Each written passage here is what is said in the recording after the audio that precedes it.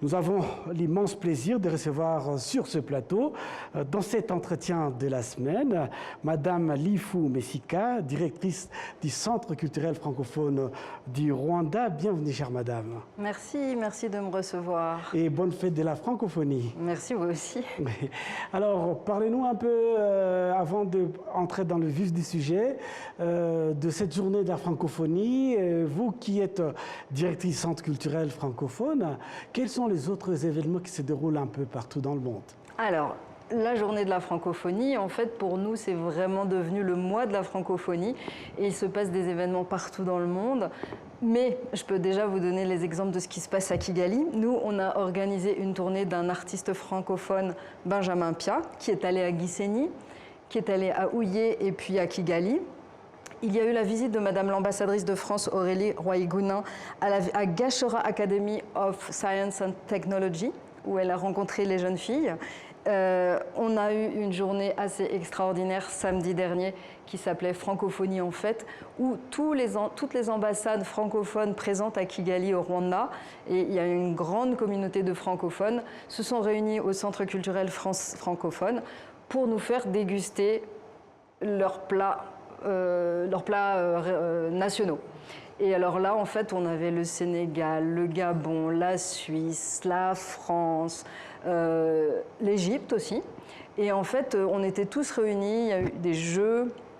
Et c'était vraiment très intense de pouvoir partager, même si on a tous des cultures différentes, on a cette francophonie, cette langue qui nous rassemble. Et c'était vraiment... Toute la diversité de la francophonie.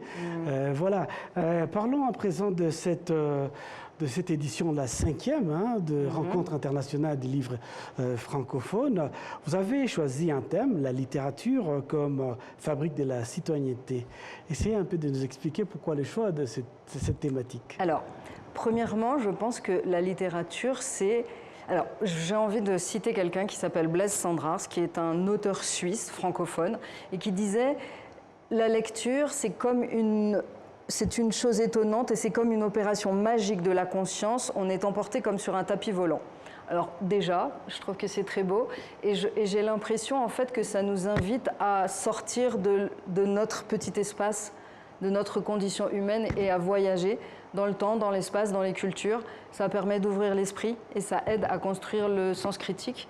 Et ce qui nous importe beaucoup dans l'organisation de ces rencontres francophones, c'est vraiment d'inciter la jeunesse à lire et à écrire, parce que je pense que c'est comme ça qu'on peut grandir, qu'on peut s'ouvrir au monde et qu'on peut aller, comme ce que disait Louise Mushikiwabo, vers la paix en fait, parce que c'est aussi ça l'objectif. La connaissance de l'autre. La connaissance de l'autre, l'abolition des frontières. Grâce à l'art, on peut se permettre de dire au moins dans l'art, il n'y a pas de frontières. Et c'est à cet endroit-là qu'on peut trouver la paix. Et vivre ensemble, ça ouvre l'esprit pour essayer aussi de se dire on accepte les différences, on est tous différents et c'est comme ça qu'on pourrait vivre ensemble. Cette 5e édition ne se limitera pas à des conférences et elle proposera également d'autres sujets passionnants. Parlez-nous un peu de cela. Alors, il y a plusieurs formats. D'abord, il y a un nouveau format, ça s'appelle le Lunch Book.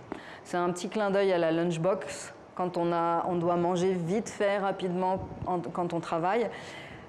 Et l'idée, c'est de prendre un déjeuner rapide avec un auteur tout en parlant avec lui de son nouveau livre. Donc, des auteurs assez incroyables que nous avons invités, parce qu'on a invité des auteurs qui sont assez extraordinaires, seront comme vous et moi là en train de parler tout en mangeant leur repas. Donc ça, c'est un format qui se passe parce que la nouveauté aussi de cette édition, c'est que nous avons des nouveaux partenaires et le Centre culturel francophone sort des murs, c'est important. Je l'avais dit l'année dernière, mais là, on y arrive. On est en travail en partenariat avec la Kigali Public Library, KPL, avec le cinéma Yaka, Imitana Productions, et donc on va délocaliser la projection de films et les lunchbox, book. Je ne dois pas oublier de dire que tout ceci se fait aussi en collaboration avec Ishio Art Center, Carole Garimera, qui a initié au tout départ ces rencontres qui sont maintenant devenues internationales et avec la forme sur 4 jours. Donc pendant 4 jours, ça va être très intense. Nous aurons des tables rondes, des masterclass, des ateliers qui sont aussi à destination des éditeurs, parce que ce qui nous importe aussi, c'est pas seulement de parler du livre et de se dire on voudrait que les jeunes lisent des livres, L'important, c'est aussi de soutenir la filière livre pour que ces livres puissent exister en français et qu'on puisse les trouver au Rwanda et dans les pays d'Afrique de l'Est. Oui, les RIFL, les rencontres internationales du livre, nous a déjà habitués, avec des précédentes éditions, à des choix, à des qualités des auteurs et des écrivains. Vous avez relevé cela. 2026, est-ce qu'on peut connaître un peu les invités de marque? Oui, avec plaisir. Donc, la première, une grande dame qui s'appelle Scholastique Mukasonga, que je pense tous les téléspectateurs doivent connaître. On a aussi Beata Umubiei-Meres. On a Chantal Bousoukora.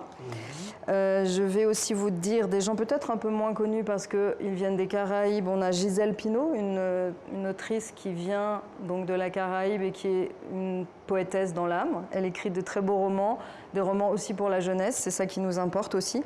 On a un réalisateur de documentaires français, enfin il n'est pas que ça, il est aussi journaliste, il est...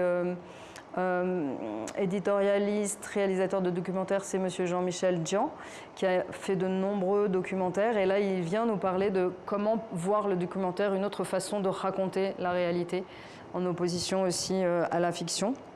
On a deux auteurs de théâtre, Dieudonné Nyanguna, qui vient du Congo-Brazzaville. On a Marc-Alexandre Obambe, Akimba, qui vient de Guy... De Guinée? Oui, Guinée-Conakry, voilà, j'avais un petit doute. Parce qu'en fait, il y a 3 Guinées. Donc, oui, en tous les cas, nous avons 7 pays et 3 continents qui seront représentés. Oui, et depuis donc les lancements de RILF à Kigali, et il y a donc Kigali se positionne comme une capitale du livre francophone, aussi bien d'Afrique centrale que de l'Est. Comment trouvez-vous cette évolution ? Alors, je trouve qu'elle est assez incroyable dans la mesure où on arrive à mobiliser beaucoup plus de personnes tout au niveau du continent. Et il y a eu le Forum Création Africa qui a aussi permis la rencontre sur des dispositifs beaucoup plus innovants, comme aussi en parlait Louise Mouchiki-Wabo, le webtoon, tout ce qui est numérique, la réalité virtuelle. Mais nous, c'est vrai qu'on s'est davantage concentré sur le livre, sur l'objet livre qu'on a envie de partager. Mais il y a un essor incroyable, une créativité incroyable ici en Afrique, en fait. Ça, et peut-être aux parents qui nous suivent en ce moment, des parents rwandais ou des parents étrangers qui vivent ici à Kigali, vous avez parlé du livre, l'importance de lire et d'écrire pour les enfants. On est à l'ère du numérique. Beaucoup d'enfants ne lisent plus. Quel message vous voulez transmettre à ces parents ?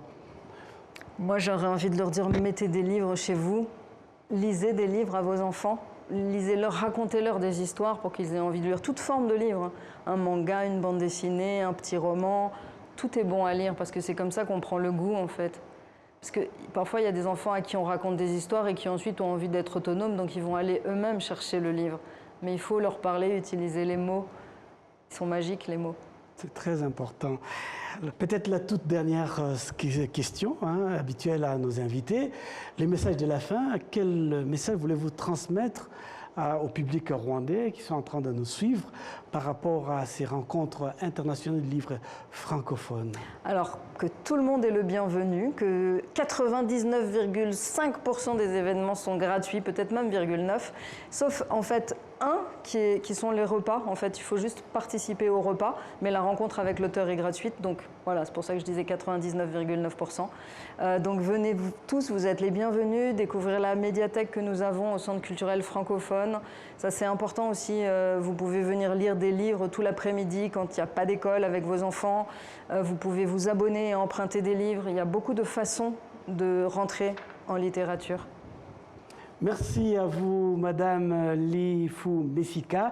Je rappelle aux téléspectateurs que vous êtes la directrice du Centre culturel francophone du Rwanda et que vous allez donc organiser ces rencontres internationales livres francophones.